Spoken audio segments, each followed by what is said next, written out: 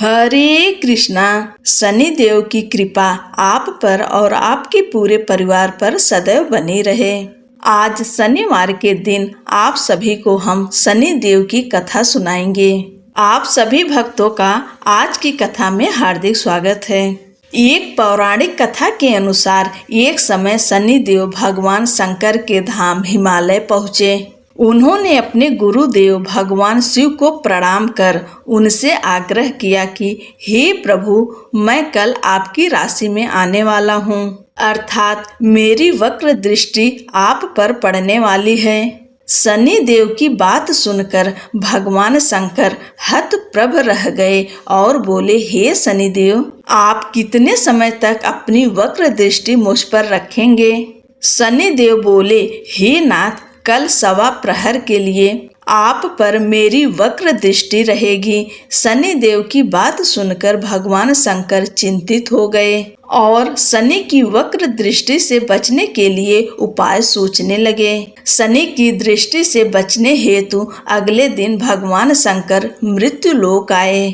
भगवान शंकर ने शनि देव और उनकी वक्र दृष्टि से बचने के लिए एक हाथी का रूप धारण कर लिया। भगवान शंकर को हाथी रूप में सवा प्रहर तक का समय व्यतीत करना पड़ा तथा शाम होने पर भगवान शंकर ने सोचा, अब दिन बीत चुका है और शनि देव की दृष्टि का भी उन पर कोई असर नहीं होगा। इसके उपरांत भगवान शंकर पुनः कैलाश पर्वत लौट आए। भगवान शंकर प्रसन्न मुद्रा में जैसे ही कैलाश पर्वत पर पहुँचे, उन्होंने शनि देव को उनका इंतजार करते पाया। भगवान शंकर को देखकर शनि देव ने हाथ जोड़कर प्रणाम किया। भगवान शंकर मुस्कुराकर शनि देव से बोले, आपकी दृष्टि का मुझ पर कोई असर नहीं हुआ। यह सुनकर शनि देव मुस्कुराए और बोले, मेरी दृष्टि से न तो देव बच सकते हैं और न ही दानव, यहाँ तक कि आप भी मेरी दृष्टि से नहीं बच पाए। यह सुनकर भगवान शंकर आश्चर्यचकित रह गए। शनि देव ने कहा, मेरी ही दृष्टि के कारण आपको सवा प्रहर के लिए देव योनि को छोड़कर पशु योनि में जाना पड़ा।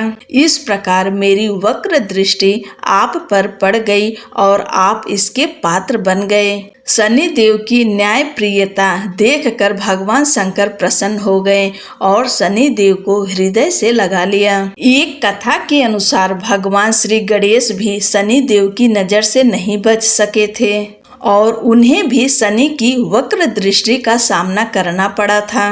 ब्रह्मवैवर्त पुराण के अनुसार माता पार्वती ने पुत्र प्राप्ति के लिए पुण्यक नामक व्रत था, जिसके फलस्वरूप भगवान विष्णु ने उनके गर्भ में बालक रूप में जन्म लिया।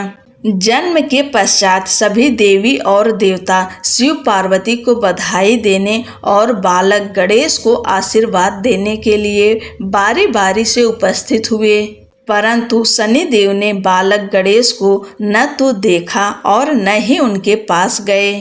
माता पार्वती को यह बात अपने पुत्र का अपमान लगी और वो रुष्ट हो गईं।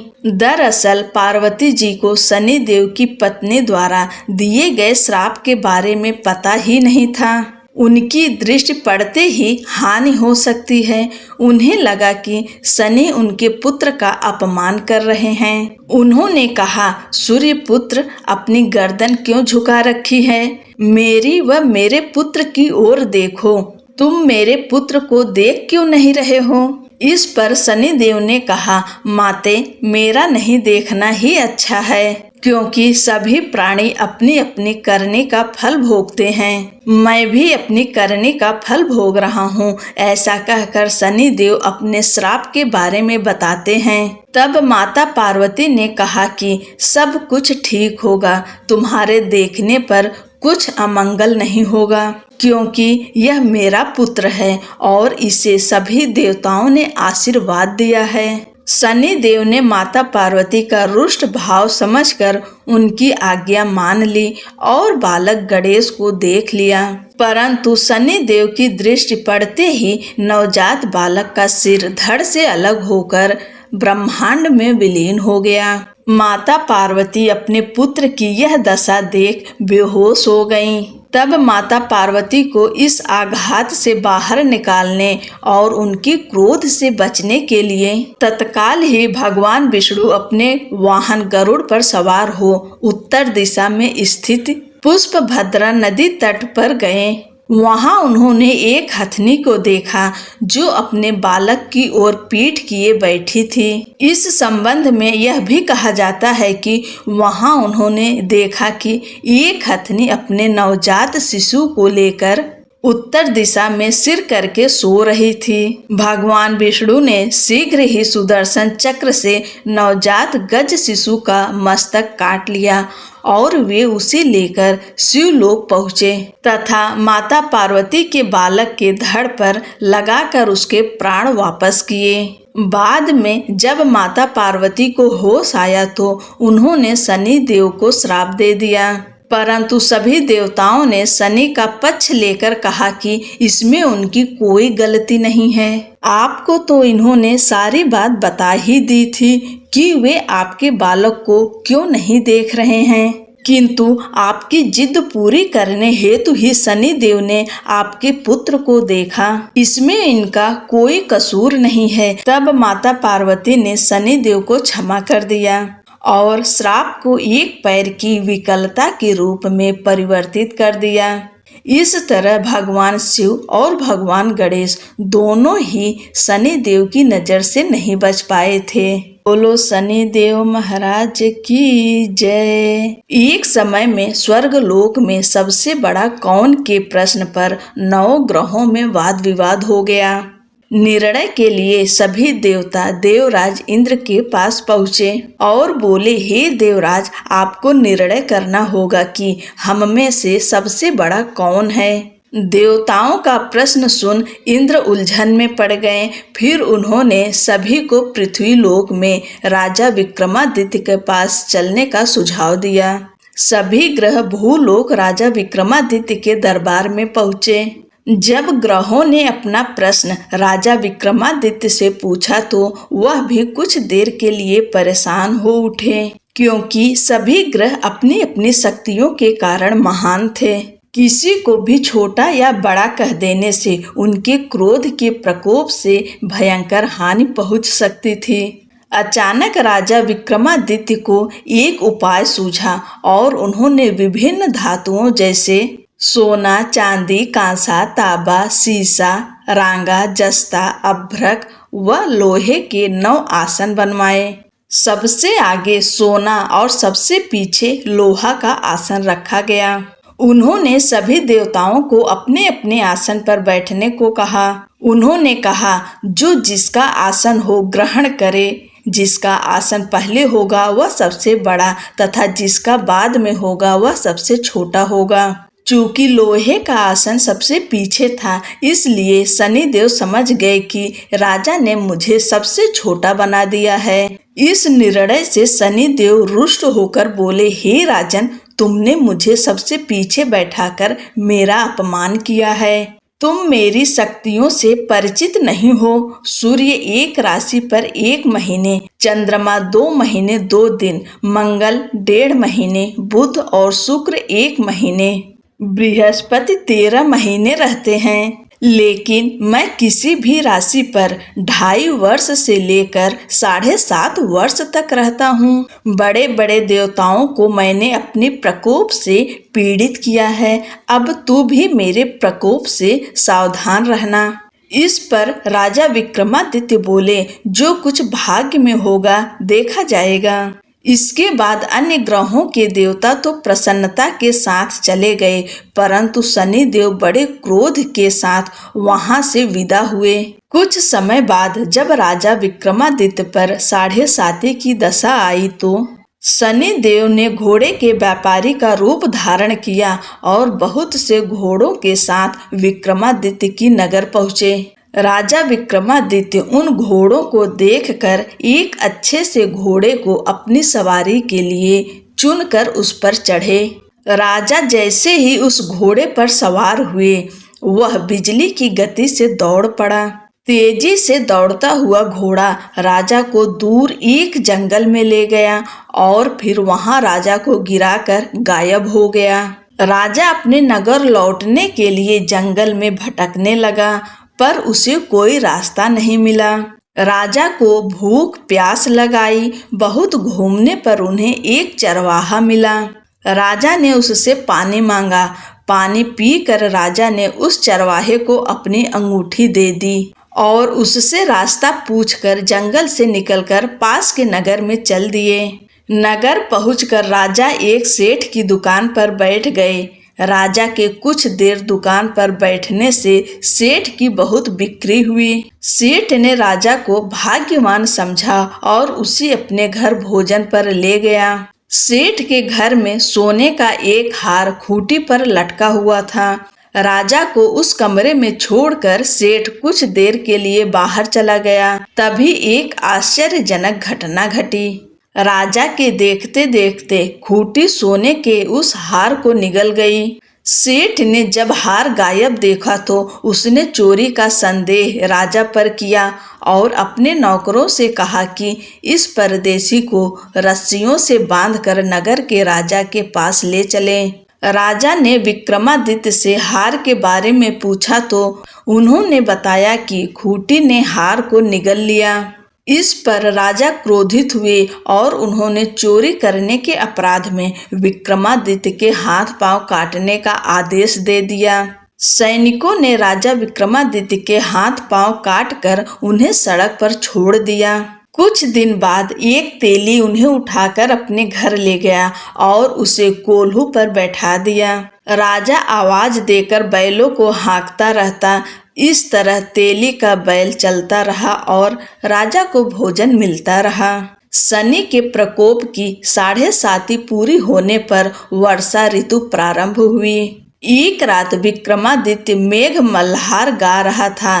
तभी नगर की राजकुमारी मन भावनी रथ पर सवार उस घर के पास से गुजरी। उसने मल्हार सुना तो उसे अच्छा लगा और दासी को भेजकर गाने वाले को बुला लाने को कहा।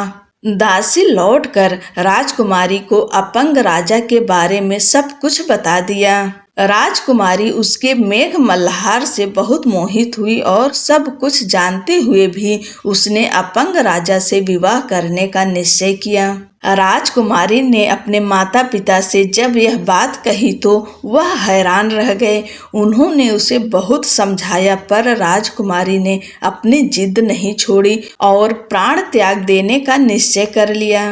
आखिरकार राजा रानी को विवश होकर अपंग विक्रमादित्य से राजकुमारी का विवाह करना पड़ा। विवाह के बाद राजा विक्रमादित्य और राजकुमारी तेली के घर में रहने लगे। उसी रात स्वप्न में शनिदेव ने राजा से कहा, राजा तुमने मेरा प्रकोप देख लिया। मैंने तुम्हें अपने अपमान का दंड दिया है। राजा ने शनिदेव से क्षमा करने को कहा और प्रार्थना की, हे शनिदेव, आपने जितना दुख मुझे दिया है अन्य किसी को न देना। शनिदेव ने कहा, राजन, मैं तुम्हारी प्रार्थना स्वीकार करता हूँ। जो कोई स्त्री पुरुष मेरी पूजा करेगा, कथा सुनेगा, जो नित्य ही मेरा ध्यान करेगा, चींटियों को आटा खिलाएगा, वह सभी प्रकार के कष्टों से मुक्त होता रहेगा तथा उसके सब मनोरथ पूर्ण होंगे। यह कहकर शनिदेव अंतर्ध्यान हो गए। प्रातः काल राजा विक्रमादित्य की नींद खुली तो अपने हाथ पांव देखकर राजा को बहुत खुशी हुई। उन्होंने मन ही मन शनिदेव को प्रणाम किया। राजकुमारी भी राजा के हाथ पांव सलामत देखकर आश्चर्य में डूब गई। तब राजा विक्रमादित्य ने अपना परिचय देते हुए शनिदेव के प्रकोप की सारी कहानी सुनाई। इधर सेठ को जब इस बात का पता चला तो दौड़ता हुआ आया और राजा विक्रमादित्य के चरणों में गिरकर क्षमा मांगने लगा। राजा विक्रमादित्य ने उसे क्षमा कर दिया क्योंकि वह जानते थे कि यह सब तो शनिदेव के प्रकोप के कारण हुआ था।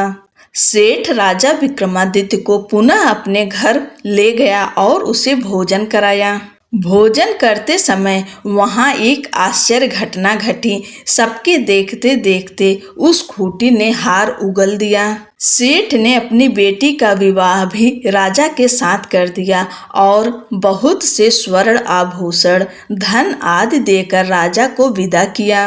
राजा विक्रमादित्य राजकुमारी मन भावनी और सेठ की बेटी के साथ अपने नगर वापस पहुंचे तो नगर वासियों ने हर्ष के साथ उनका स्वागत किया। अगले दिन राजा विक्रमादित्य ने पूरे राज्य में घोषणा कराई कि शनि देव सब ग्रहों में सर्वश्रेष्ठ हैं। प्रत्येक स्त्री पुरुष शनिवार को उनका व्रत करें और व्रत कथा अवश्य सुने। राजा विक्रमादित्य की घोषणा से शनि देव बहुत प्रसन्न हुए। शनिवार का व्रत करने और व्रत कथा सुनने से शनि देव की अनुकंपा बनी रहती है और भक्त के सभी दुख दूर होते हैं।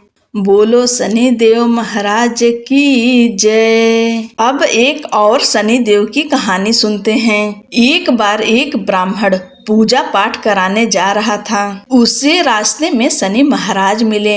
ब्राह्मण बोला, शनि महाराज आप कहाँ जा रहे हैं? तब शनि देव ने कहा, मैं राजा के लगने जा रहा हूँ। ब्राह्मण बोला, अगर तुम राजा के लगोगे तो सारी प्रजा दुखी होगी, इसलिए तुम मेरे लग जाओ। तब शनि देव बोले, कितने साल का लगूं? ब्राह्मण बोला, 7 साल के, 5 साल के, 2.5 साल के और 1.25 साल के। मुझसे ना उठाई जाएगी। तुम ऐसा करो, तुम मुझे 1.25 पहर के लिए लग जाओ। शनि देव ने कहा, ठीक है, तो मैं 1.25 पहर के लिए तुम्हें लग जाता हूँ। उसके बाद ब्राह्मण देवता नदी के किनारे आसन बिछाकर पाठ करने लगे। नदी में तो 2 मतीरे बहे जा रहे थे। ब्राह्मण ने उन दोनों मतीरों को निकालकर अपने घुटने के नीचे रख लिया। देखते ही देखते दोनों मतीरे राजा के बेटों के सिर बन गए। फिर ब्राह्मण के पास शनि देव आए और बोले, ब्राह्मण तुमने राजा के लड़कों के सिर काट कर रखे हैं। तब ब्राह्मण बोला, किसी को मत कहना कि मुझे शनि की दशा लगी है। उसके बाद शनि देव वेश बदलकर नगर में चले गए और वहां जाकर उन्होंने एक आदमी से कहा कि नदी के किनारे एक ब्राह्मण के घुटने के नीचे राजा के बेटों के सिर पड़े हैं। देखते ही देखते यह बात पूरे नगर में फैल गई। जब यह बात राजा को पता चली तो राजा ने कहा कि ब्राह्मण को सूली पर चढ़ा दो। राजा के आदेश के अनुसार ब्राह्मण को सूली पर चढ़ाने की तैयारी की गई।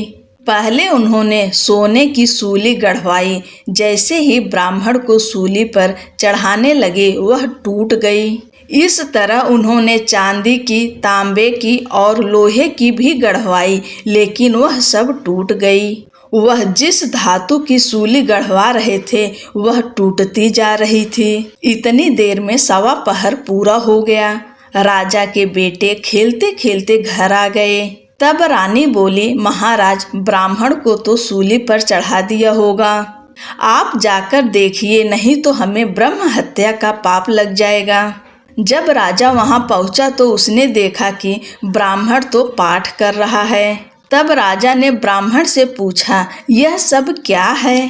तब ब्राह्मण ने कहा, महाराज मैं जा रहा था, रास्ते में मुझे शनि महाराज मिले।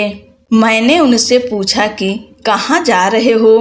उन्होंने कहा, मैं राजा के लगने जा रहा हूँ। मैंने उनसे कहा कि अगर तुम राजा को लगोगे तो सारी प्रजा दुखी होगी, इसलिए तुम मेरे लग जाओ। तब शनि देव बोले, कितने साल का लगूं? मैंने कहा, मुझसे 7 साल, 5 साल, 2.5 साल या 1.25 साल की ना उठी जाएगी, इसलिए मैंने 1.25 पहर की मांग ली। अब 1.25 पहर में ही मुझे शनि देव ने ऐसे रंग दिखाए। तब राजा कहने लगा कि शनि की दशा कैसे उतरेगी?